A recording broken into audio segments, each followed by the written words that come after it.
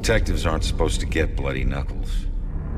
But I've done a lot of things I wasn't supposed to do. I lived through it all. Beatdowns, the backstabbing, disrespect most people wouldn't see in 10 lifetimes. And I never lost a fight. Until now.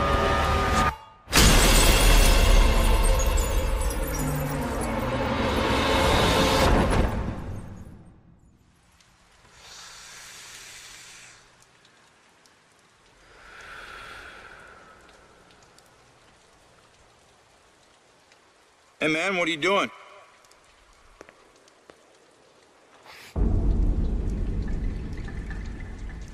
Hey!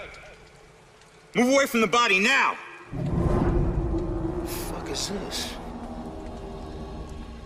Hey, did you hear me?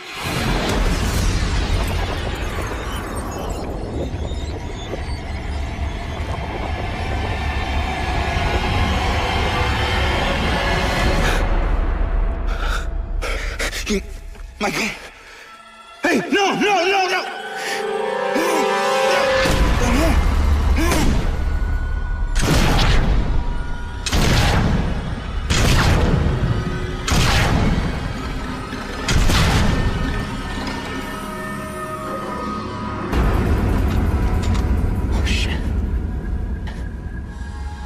Oh shit, that's me. No.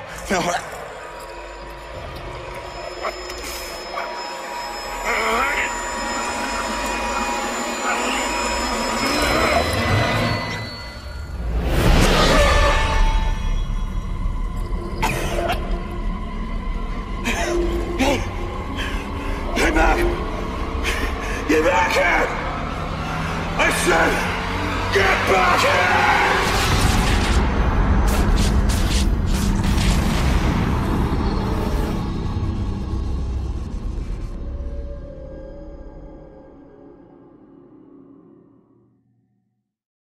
What you just saw was the untimely demise of our protagonist, Ronan O'Connor.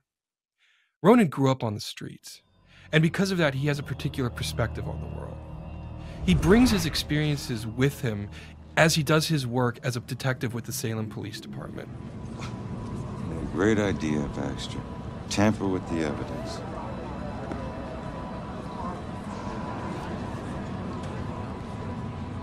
Backup. Who needs backup? You shouldn't have tried to be one of us. Man, you were one dumb son of a bitch. Sir? Hey, Baxter, hey! Just get back to taking them statements. Come on. Yeah, I'm the stupid one. Look, this is not your scene, Lieutenant. Just pay your respects and move on, please. Yeah. Maybe it's not my scene. But it is my case. Tomorrow it'll be my case. And the next day.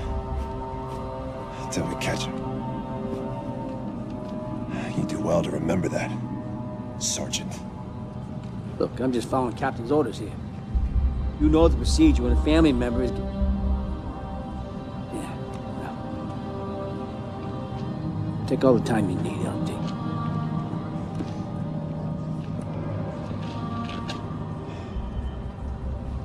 Don't worry, brother. Remember, ghosts never die.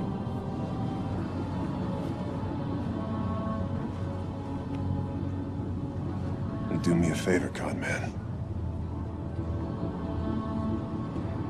Tell Julie I miss her. She knows, Rex. She knows.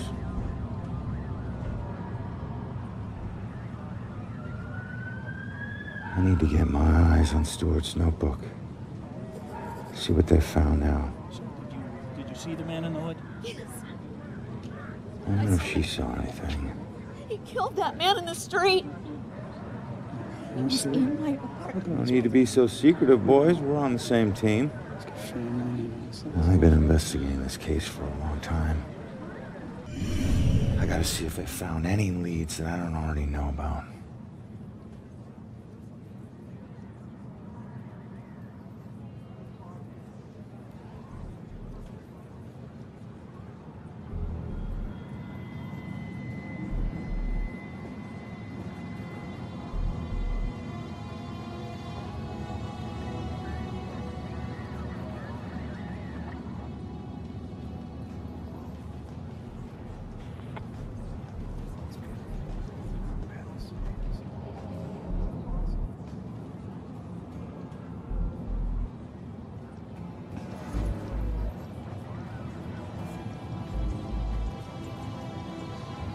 murder takes place in Salem, Massachusetts.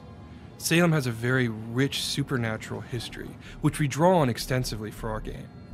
It also has that New England small town aesthetic that makes such a perfect setting for the events that occur to Ronan over the course of the game. The other stuff that you're going to see are these sort of ethereal, glow-bluing vestiges. These objects are part of the dusk, the same limbo realm that Ronan now finds himself in. When someone is murdered or suffers, the energy that they give off leaves an imprint in the dusk, which is represented in these living world objects which you see around him. Now, Ronan is capable of lots of things, like passing through most living world objects. But dusk objects actually present blockers to Ronan, so he cannot move beyond them easily. In life, Ronan was an excellent detective, and the first thing that you're going to see here is his incredible observational abilities. As I examine Ronan's corpse, I know he was shot after he fell from a 4th-story window.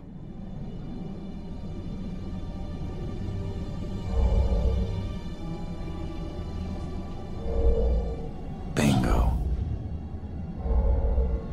I knew it. However, I'm limited as a ghost. A living world detective can actually interact with the evidence he has. He can pick it up and turn it around in his fingertips. The cigarette over here, I can't pick that up. Ronan has no ability to examine it. In that sense, he's limited. But as a ghost, he has so much more power. Because unlike a living detective, Ronan can possess human beings. And while you can't directly control a human being while possessing them, you can do things like look through their eyes. I need to find information that could be relevant to my case. So I look up and down his notepad, and I see that he's written down that the victim was shot with his own gun. There we go. The killer didn't bring a weapon, so he used mine? What does that mean? But Ronan could do more than just look through the eyes of the people he's possessing. Over here, I see 2 police officers. Now, I can't hear what they're saying, but if I possess Officer Robinson and listen through his ears... What a night, huh, Robinson? Yeah. Crazy. Ronan, unbelievable.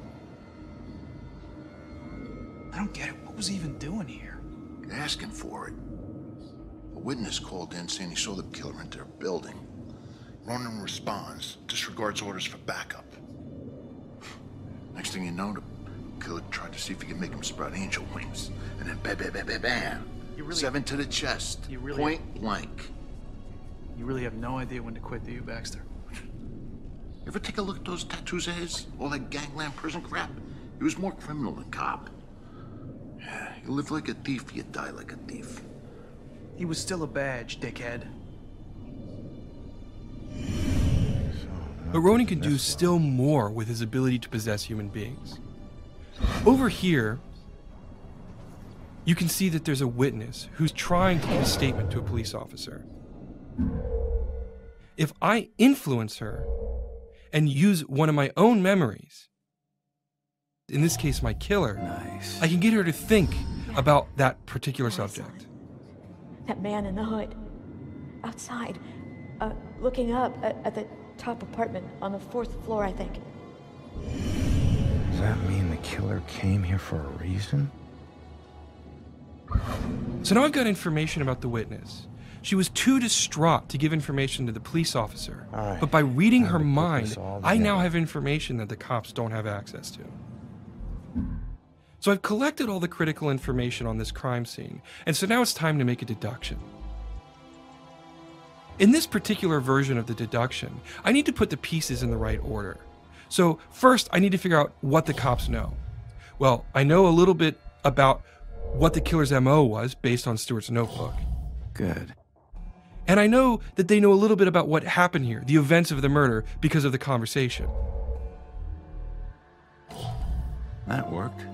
But now I need to figure out, what do I know that the cops don't know? Well, it was the mind-reading information I got from the witness. Outside. Looking up at the top apartment on the 4th floor, I think. I that killer came here for a reason. But what was it?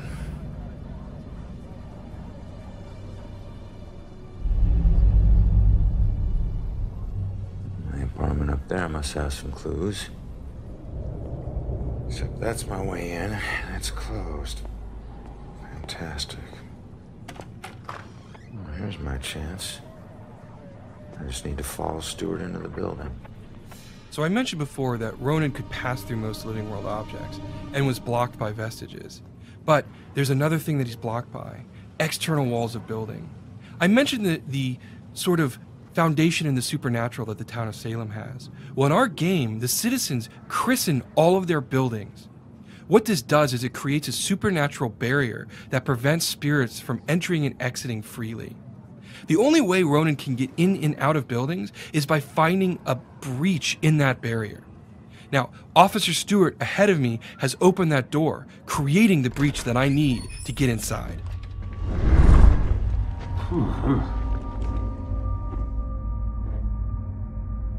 Hey, Sarge. 1019. Please return to the scene. 10-4.